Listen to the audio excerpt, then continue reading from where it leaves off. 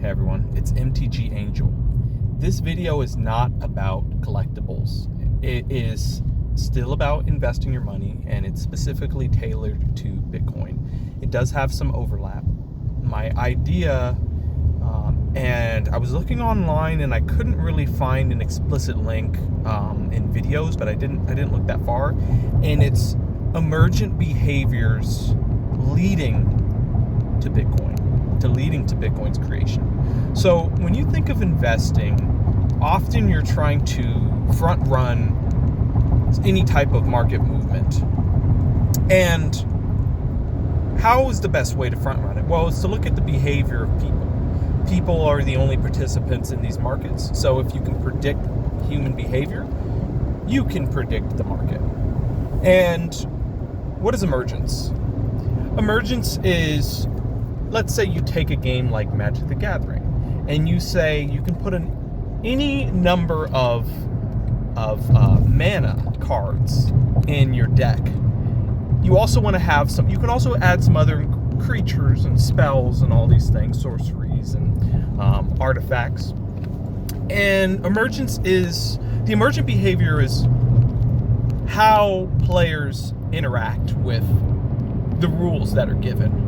The rules are basic. You can put, anything. You could have all islands, 60 islands. But in practice, you see people specifying different amounts of things, like you want to have this percentage of lands, you want to have, this percentage of creatures, this percentage of sorceries, and that becomes the common norm of how you're going to proceed in something like a game of Magic the Gathering, how you're going to build your deck. And the same thing is I've noticed with Bitcoin. Now, let's mention some emergent behaviors. The creation of Bitcoin in general. This is an emergent behavior to financial markets as a whole, where because human influence is heavily dictates the value of these assets, the emergent behavior is that, hey, we want to make a structure, we want to make a financial structure that humans can't influence on the day-to-day to the extremes that maybe they could with other financial instruments. So yes, there is some things that people can do to influence and manipulate and adjust the prices of Bitcoin, but it's much harder. It's much harder to, if someone could fully manipulate the price of Bitcoin, they would be buying at $1. But as you know, no one can do that. Where versus something like the United States dollar, there are people who can say, hey, we want to buy these dollars for fractions of what it actually costs. And that's what the Fed does when they print money. That's what the Fed and that's what banks do when they borrow money. You can't do these things with something like Bitcoin. And that's also the same thing that companies like Wizards of the Coast or Pokemon Company do when a product is spiking and doing really well, and they say, hey, we're going to print more. We're going to reprint more. That's not something that you can do in Bitcoin. You can't just suddenly say, hey, we're the Bitcoin company. My name is Joe Satoshi, John Pork, and I'm going to reprint Bitcoin. You can't do that. So Bitcoin is an emergent technology, not mainly because of how it's interacting, but because it's appeared at all. This is a emergent behavior of very smart engineers and coders who said, hey, we need to do this thing. This is the goal. It was something that came after the goal. The goal was to make something like this. This is a backlash. This is a overcorrection of its reaction to how society has kind of unfolded with how finance and financial instruments have evolved. So Bitcoin is an emergent technology. It is an emergent behavior of humans. We're trying to take away the control that other humans would have. And another emergent behavior is the unshakability of how Bitcoin is now, how it is now rooted in our society. So the emergent behavior is you take someone from that old system and you introduce them to the idea like, hey, here's the emergent theory of Bitcoin. Here's what we think about it. Here's how we apply it to the modern human age. And you take that, and how do they respond? So there's new human emergent behaviors that come out of this, which is stuff like Bitcoin mining. It's stuff like even people like me sharing the information or our theories. These are emergent behaviors to human interacting with Bitcoin. Bitcoin as a basis is just data transfer. It's just data facilitation.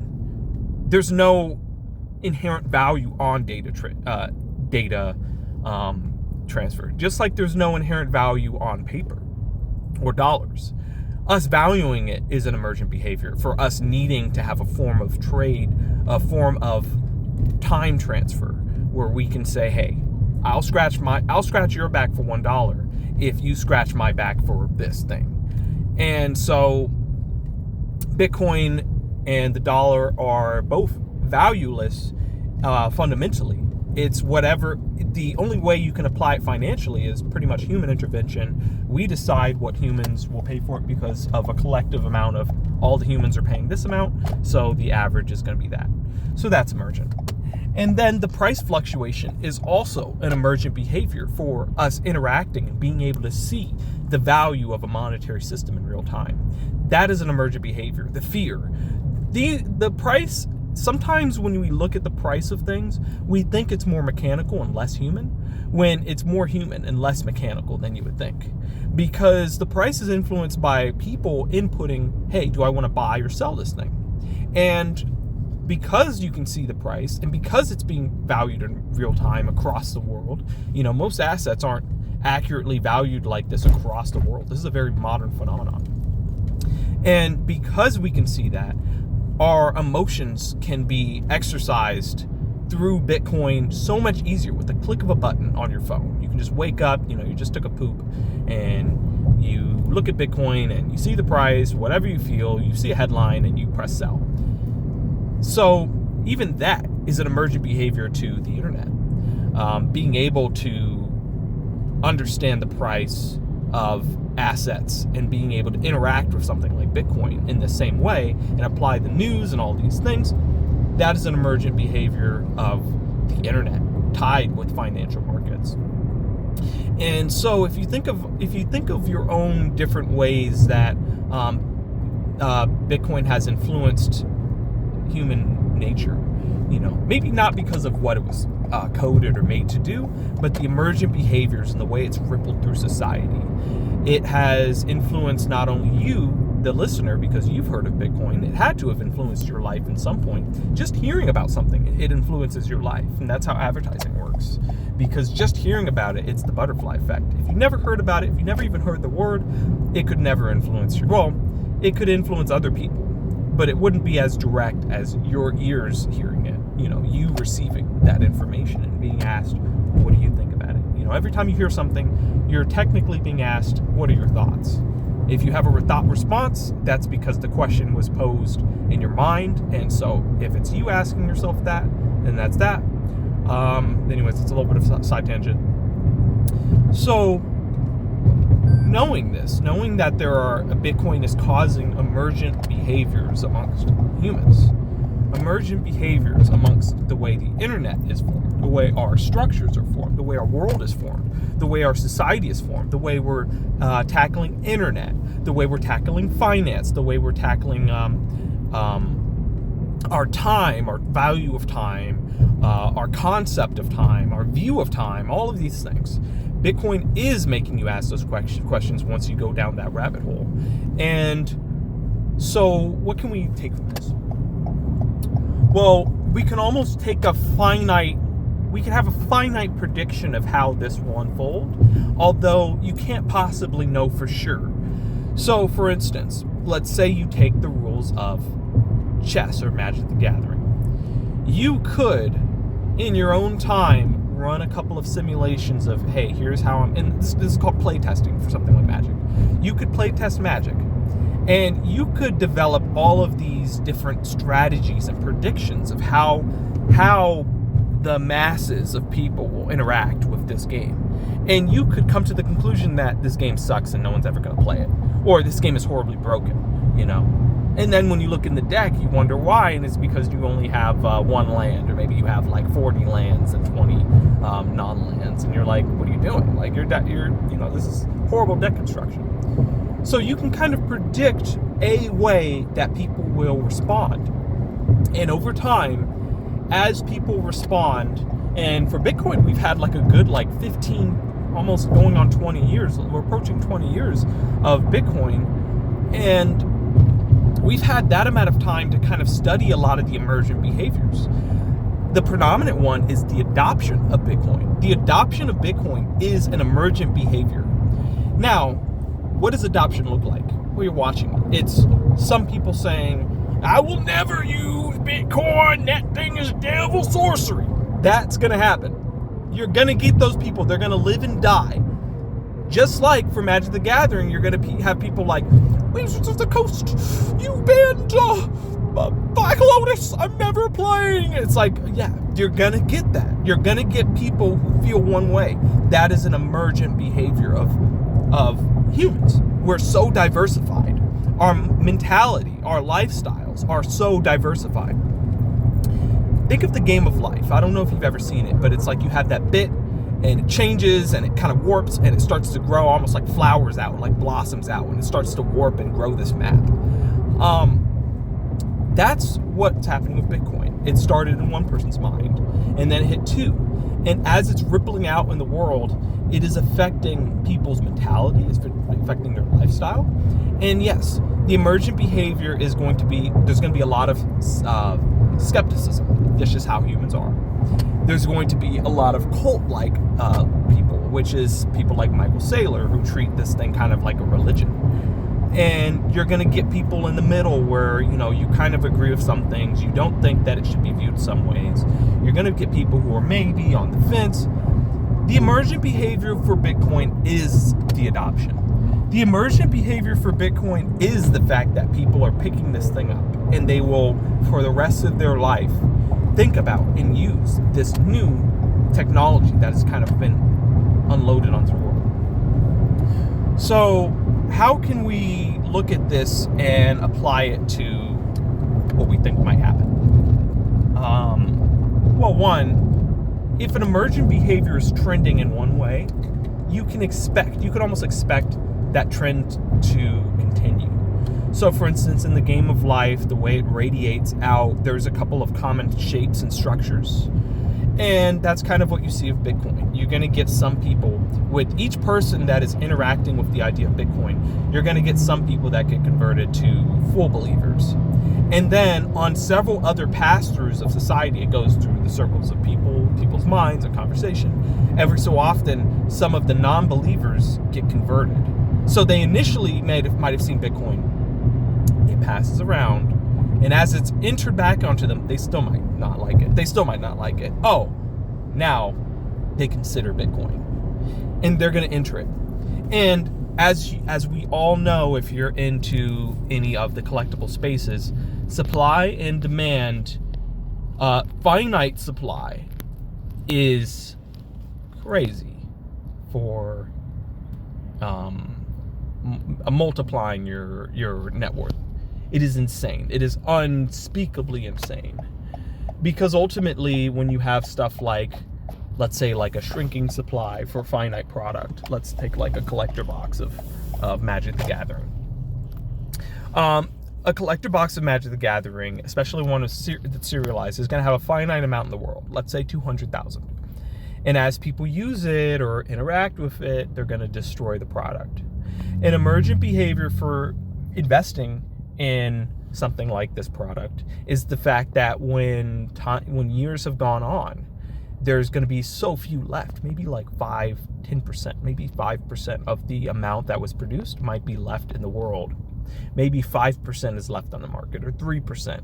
That's going to have a drastic effect on the price. It's not going to be just like a perfectly even, like as the supply drains. No, it's going to be like, markets are human measuring instruments. So it's going to be, pretty flat, maybe even down. All of a sudden, one person's going to go, hey, this looks underpriced. It's just some random dude. and it's gonna start shooting up. And then as people go, hey, this is underpriced, all these people are saying the same thing, underpriced. They all go in all at the same time. And I could expect that we haven't seen that for Bitcoin.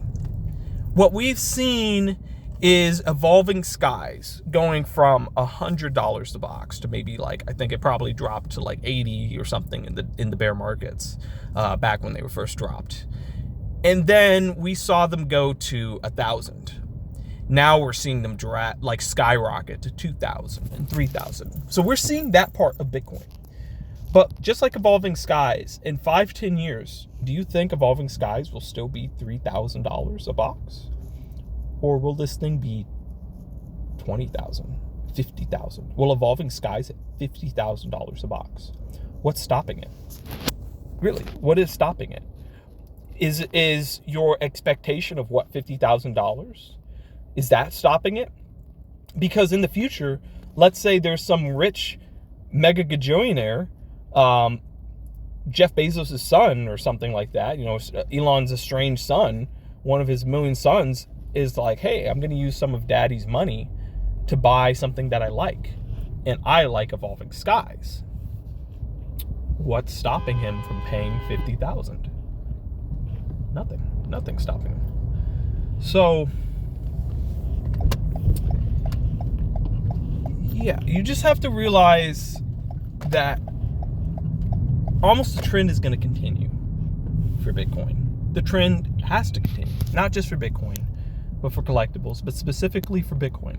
The emergent behaviors over the past 5 or 10 years have shown themselves to lead to what is going to happen with Bitcoin. And it's already started. It's already rippled. And the emergent behaviors that are coming out from these ripples will also influence society. Maybe not all at once. Maybe not immediately, but eventually all at once. You've got all these crazy companies going into Bitcoin, all these countries and nations. And people predict all these things like, well, what if these lead to a war, a Bitcoin war? Or what if these lead to these old behaviors being re-exercised into Bitcoin, such as asset reallocation for the government, where they seize your asset, or different things like that. And yeah, you could almost predict it now. And it's weird to say that your little silly predictions, or who are you or me to know what's going to happen in the future? But we're human. I mean, if you see a ball rolling, do you think it's just going to stop all of a sudden? No, you're going to think it's going to keep rolling. If you see a chart, think of FOMO and FUD. When people see the price going like this, they can only expect it to keep going like this. Some people know. It's like, what if this thing curls back? But it hasn't happened yet. That's the emergence of Bitcoin. We can say, what if it does these other things? And to be honest, you can predict that. You can expect if the price is just doing this, it probably will start curling back. But you only see this. You only see the straight arrow. For a fact, almost for certain that it will curl. And so you can apply that to Bitcoin, where it's like, yes, you see the price like on the long time frame, just going up and then crashing and then going up and then crashing. And then now you see all these people coming in, it's going up and crash. You can expect these up and crashes forever. You can expect more and more adoption forever. You can expect the price to go parabolic forever. You can expect there only to be less and less of this collectible asset forever. If Bitcoin was a Magic the Gathering or Pokemon booster box, people would be all over it. Especially because it's a supply right now. You can see the active supply, and there's about 10% of the total amount of Bitcoin. 10% of the leftover amount of Bitcoin in the world is left on open markets today. You can expect that in a year, 2 years, that's going to drop to 5. That 5 is going to drop to 3. That 3 is going to drop to 1. That 1 is going to drop to 0.5. And each one of these drops it's not going to be a straight line. It's going to be everyone doing, hey, this looks underpriced. It's going to be those. It's going to be those frenzies. And that's why you see these big pumps and dumps. Is because people are too jittery for their own good. They're too frantic, and they can't just sit back and watch and do things in a controlled single file line. No. You can expect the mob. You can expect the frenzy. So, this might have gotten a little dislodged.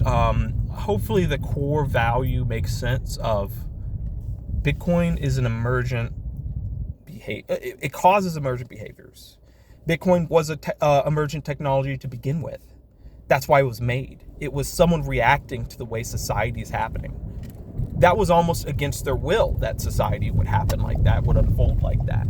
And for that idea to pop up into their head, it was almost against whoever, Satoshi or whatever organization, it was against their will. This was a natural evolution of people saying, hey, the control. It's almost like when you see what happened with feminism. It was a natural evolution of, okay, you took a male-dominated society and you have no rules for most people. And then you start freeing up the rules for everyone. And eventually, different groups were going to have like, okay, the rules are a bit loosened. Let me try to push my ideologies. And one of the ideologies is, hey, we got to overcorrect on this male domination thing. So feminism was an emergent behavior amongst humans as well. It's, hey, look, the men are being oppressive. Let's overcorrect so that women have, just give them power. Just start throwing it at them. And you're seeing the same thing with Bitcoin. Hey, the governments are taking our money, 2, 3, 4, 5, 8% a year. When they do these money printing things, they're giving it away to other people, and they're using their money to control our money.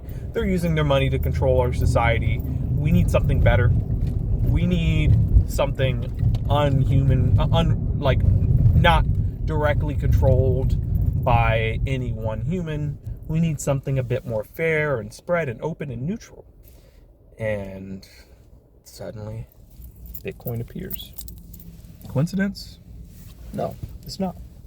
This was the perfect time for it. And perfect time for emergence. So, let me know what you think. Hopefully this made sense. Maybe this gives you some ideas. Maybe this gives you some conviction. Maybe you think, no, this guy's ridiculous. He doesn't know what he's talking about.